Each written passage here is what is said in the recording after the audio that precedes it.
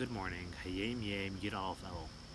So in the year that Hayom Yom was published in 1943, so Yud Aleph Elul fell out on Shabbos Parshas Kisetse. And the Rebbe tells us that exactly 100 years earlier, exactly 1 century earlier to the day, so on Shabbos Parshas Kisetse, 1843, so the Tzemach Tzedek, the third Chabad Rebbe, was sitting around with his Chassidim at the daytime Shabbos meal, and he said the following. He said that this physical world is Alma de Shikra. It's a world of lies. Nothing in this world is absolute.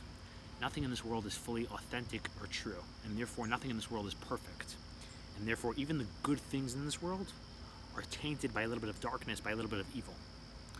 And our job in this world, what we're here to do, is do something known as Avodas Habirurim, which is to sift apart the good from the bad, which is to put everything in its proper place, to reveal the true nature of everything, which is to reveal the good in everything, and to disregard the evil within everything. And this Avodas Habirurim, he said, we have to go about it and go about accomplishing it with all the methods at our disposal, both with the method known as Mamayla Lamata and with the approach known as Mamata Lamayla, doing it from above and doing it from below. And I don't know exactly what he means by those terms in this context, but in general, when we use those two terms, Mamayla Lamata and Mamata Lamayla, with regards to Avodas Habirurim, what we mean is there's two methods to go about fighting the evil in this world. There's two methods to take to fixing the evil in this world. One is from above, Mamayla Lamata, where you don't really engage so actively and you don't get your hands so dirty. It's a little standoffish. You don't really ever put yourself at risk. And one is Mamata Lamayla, from the bottom, you get down and dirty into the mud to really, really dig out the last bits and vestiges of evil. And just to give you a silly example so you understand the concept, in warfare, when you're trying to fight the enemy and destroy the enemy, so one way to attack is from above, from the air, with the airplanes, with the Air Force, where you'll bomb them heavily. And that's a very safe approach, where you never have to put yourself in danger, we never have to come face to face with the enemy. From above, from a distance, you get to attack the enemy, and it's very powerful and effective, but you can never fully drive out the enemy that way, because you'll never get rid of every last enemy, you'll never take the field, you'll never take the ground just by doing that. You're always going to have to come on to Mamata Lamayla, you're always going to have to send in infantry to actually take the ground, to do the dirty fighting, to meet the enemy face to face, to really get themselves in danger, to go into enemy terrain, enemy turf, to really drive them out, to really take the ground.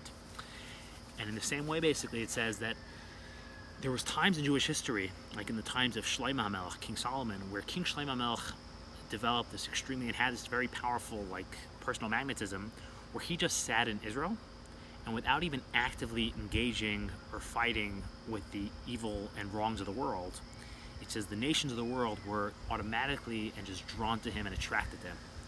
And just by existing, he passively set a lot of the wrongs of the world right, and he fixed a lot of things in the world, and he elevated a lot of things in the world, and a lot of impure forces in the world, just by existing passively, without going anywhere, without engaging anyone, without fighting anyone.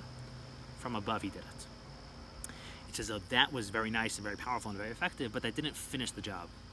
And therefore, after that, us Jews had to go into exile. We had to go into enemy territory and onto enemy turf to really, really dig out the last stubborn enemies and to really take the ground, to really conquer this world, to really fix this world and make this world a beautiful place. But in any event, these are the two methods to Avodas Habirurim, Mamata Lamayla, Mamayla Lamata. And Tzemach Tzedek said we have to go about doing Avodas Habirurim as best we can, because this world is such a challenge, because all the good and bad is mixed in this world. As opposed to above, as opposed to in Gan Eden, as opposed to in the world of the souls. So he said over there, it's a world of truth. And everything there is absolute, everything's perfect, there are no gray areas. Everything's in its proper place. And because of that, everything's good, everything's perfect. You see everything for what it truly is. And he said, therefore, things in Torah and stories in Torah and descriptions in Torah and phenomena in Torah, which in this world seem to be negative, and the Torah seems to be describing or telling us about something bad or something negative, that's only the way we understand it in this world, with our skewed perception. But above, where they see everything as it truly is, they see that all the things in the Torah, which in our world seem to be negative or bad, there they understand it in a totally different light, and they understand it as actually describing very positive things and very good things. And after the Tzemach Tzedek said this, he started singing a nigun, he started singing a Hasidic song, and then he motioned with his hand that everyone else should join him. And at first, only his sons joined him, but then all the Hasidim joined him, and it was very soulful and stirring and powerful and moving, and it was really, really moving nigun. And after they were finished, the Tzemach Tzedek gave a brief example of what he means about the difference between the way something is explained and understood in this world and the way it's understood above in Gan Eden. And he said in the Talmud, there's an expression which is thrown around a lot. The Talmud uses an expression, Halomed Liperakim, which literally means somebody who learns in segments, or someone who learns periodically, or someone who learns from time to time. And that's the way we understand it in this world. That's how we translate it in this world. But he said in Gan Eden above, the way they translate that phrase, it's actually describing an incredible thing. It's describing someone who learns Torah so deeply, who connects with the Torah so deeply and so intensely, that the Torah they learn literally engulfs their being and totally permeates them and takes them over, and it breaks them apart and seeps in and seeps into every last crevice, every last hole of their being, and totally takes them over and engulfs them and permeates their being and engulfs their being and takes over their being and seeps into every last crevice of their being, and they're totally connected with and overtaken by the Torah they study. Have a wonderful, wonderful day.